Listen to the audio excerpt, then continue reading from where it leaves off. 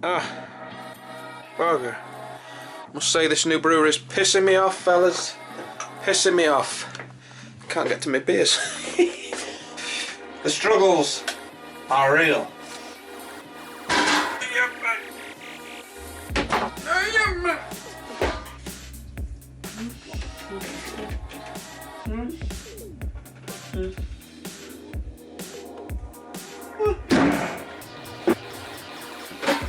The great seal debate. Oh!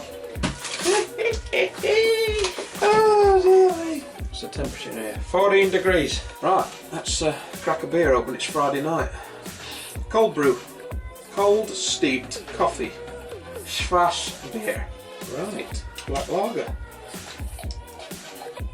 Right, fellas, thought I'd just jump in and do, hopefully, just a quick update answering some questions that I got asked on the last video that I put up about the BrewTech kettles,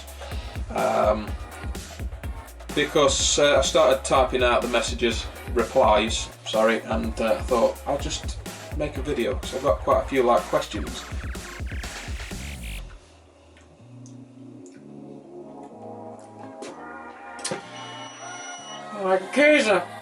I must say,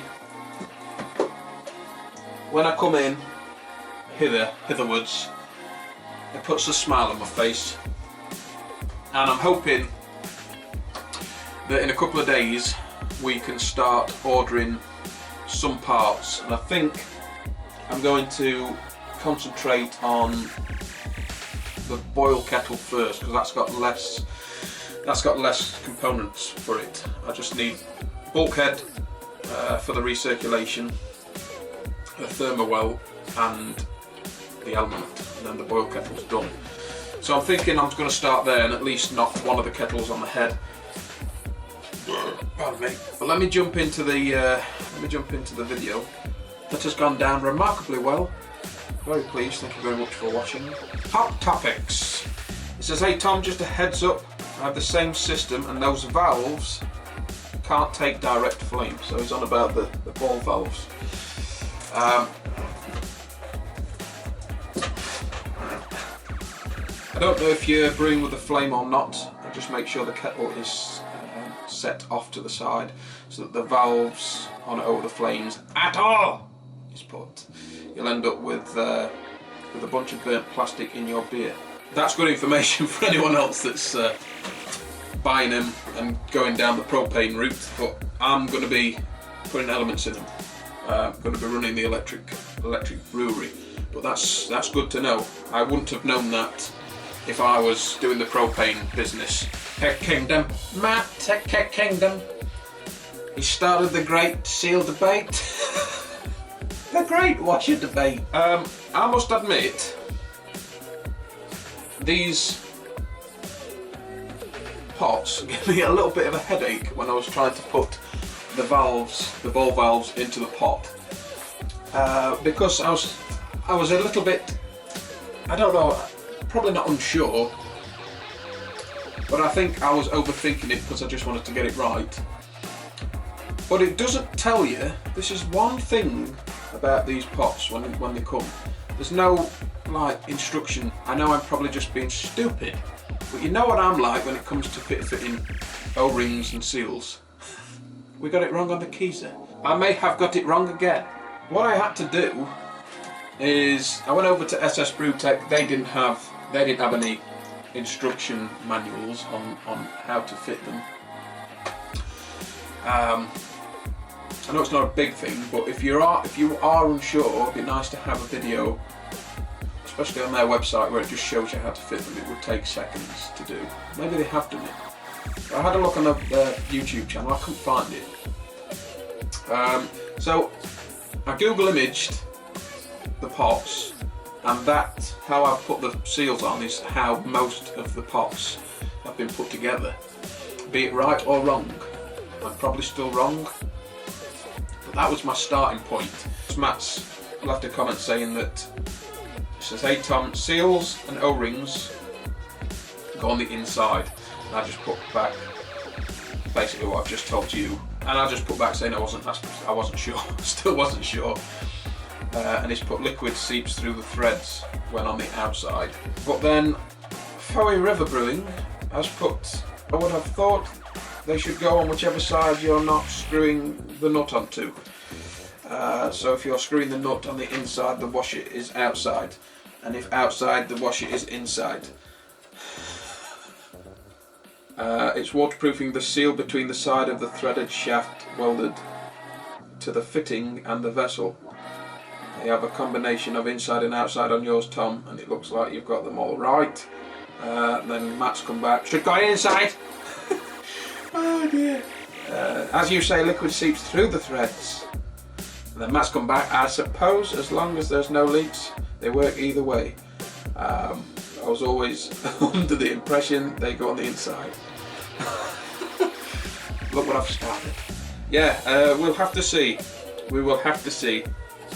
Chime in on the Great Seal debate in the comments below. Have I done it right? Have I done it wrong?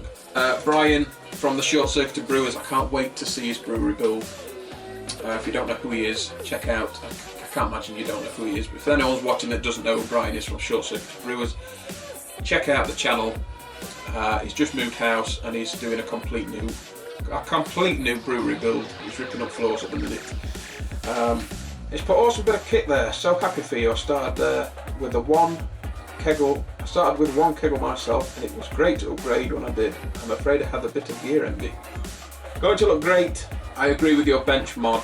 Get them bad boys lined up side by side. Can't wait for more. Cheers, Tom. The live was showing 11 PM for me.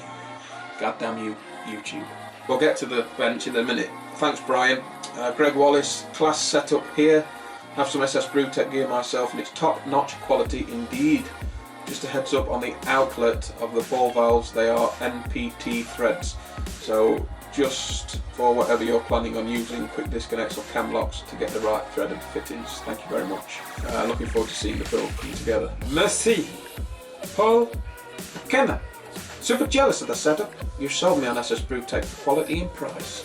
I'm assuming you need another hole cut in both the HLT and the boil kettle for your element coils, for your electric coils. Yes, yeah. Like I've said, the boil pot needs, I think, just the element hole cutting, because it's already got a hole cut out for the recirc on the bulkhead, and it's also got one for the thermal well. I think the SS BrewTech thermal wells will go in that hole. It's quite a big hole. If not, I'll have to leave the plug in and cut another one. So hopefully just one for the boil pot. The HLT will need 1, 2, 3, possibly 4. Looks good. I enjoyed the live video. Thank you very much. As the combination with the comments made it entertaining. Yeah, the live videos are a little bit tedious. I say a little bit tedious. They're really tedious to watch after the fact, but I do like getting the live videos up. It seems to be, especially for me, it's like a load of jobs off TikTok the list, because it's live and it's already going up, and once it's up, it's uploaded. There's no editing or anything like that. I love it when there's live video. I think Tony Yates is doing one tonight, because you can get in the chat and have a chat in there, and it's nice when the person doing the video is obviously reading the chat from time to time and talking to you. It's an experience. When you do the new control panel, how about a craft beer pie? I would say PI. Good thing is, it is open source software. You could reuse most of your existing panel electronics and just keep the Raspberry Pi. Keep some manual switches in parallel with the control as a backup. I haven't really looked down that avenue, and to be honest with you, I think it'd be an easier switch for me to just go to a new control panel like I'm used to, than having to use something that has an interface, although it would be nice. Maybe. I'll have to look into it. JC Insaniac. All looks smart. Can't wait to see what you're planning to do with heat. You think later you might have pots modified with a tri-clamp fitting port. It's on about the elements. Possibly. Who knows? It would be easier to get them in and out, like you say, for cleaning. Jake's Craft Brewing. All three side by side. look the part, mate. Enjoy. Looking forward to seeing your maiden voyage. I'm so looking forward to it. But yes, I'm thinking definitely I'm going to have them side by side. It's always been a faff, especially because this HLT up here has always been hardwired in. And I have to kneel on this bench to get a look inside it. I'd want them all side by side, definitely. Jimbo's Homebrew. Looks like really well designed kit. Nice touch including spares. Bet you're well chuffed. I am well chuffed. I am.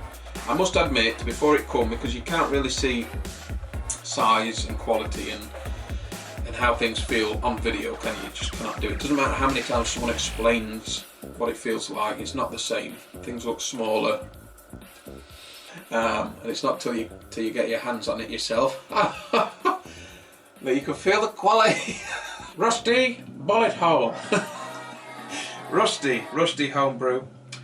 Maybe lift the whole worktop up, make the pumps to the far right, and you could squeeze a second fridge in.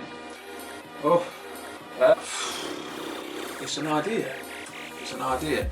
The thing that I don't really want to do is have the entire bench way too high for looking in the top of.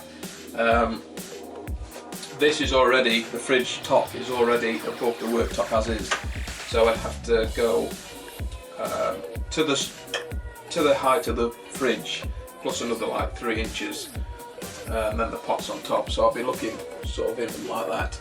And I don't really want the mash tun or the boil pot that high for looking inside. The HLT's not too much of a problem, it looks after itself, so I'm thinking just hiring one side of the worktop, but I don't know. These are all things I need to take a little bit more time looking into. This lager, by the way, it's dreadful. Four-Way River Brewing, such a good setup, it's going to be great. Bang tidy, cheers mate. David Jennings, looks good, but can feel your frustration. Do the kettles and mash tun have different finishes? Yes. Yeah, they do. The kettles are like a matte polish, and the mash tun is like a high, well not a high polish, it's more polished than the kettles. It is smoother, a little bit more polished. Kenneth Nat, how can you be so calm waiting for the first brew day on the system? I'm not. Well, there's nothing I can do, is there? I've just got to be patient. Nicola, Mr. Jensen. Hey Tom, remember to seal the bulkhead adapters from the inside of the mash tun as well, both with PTFE tape and O-rings, else you'll end up with a leak into the insulation layer of the mash tun. I learned my lesson with the bulkheads in my plastic mash tun. Best regards. Yeah, I'll look into that as well.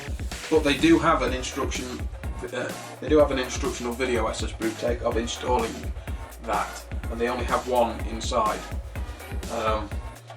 because the O-ring on the bulkhead goes through the first layer of stainless steel, past all the insulation, and presses up against the inside wall of the mash tun, and then so it's sealing at the back of the inside wall. So I'll look into it, but that's how they installed it on their video. Kevin Welsh, looking great, the setup. Have you thought about just raising the workbench instead of cutting it?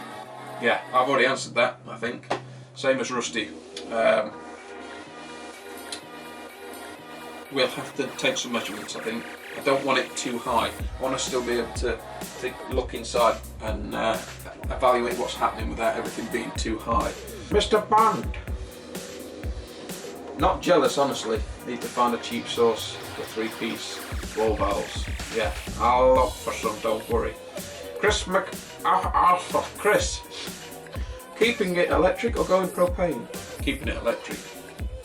Matt Boswell, fabulous. Thank you. Cross, friggin' right. Friggin' rights to that. Brian, looking great, mate. I'm chuffed for the choice. Be good to get the fridge underneath. And there's 2 replies here. Oh, one's me. And the other's him. Hey, raising the bench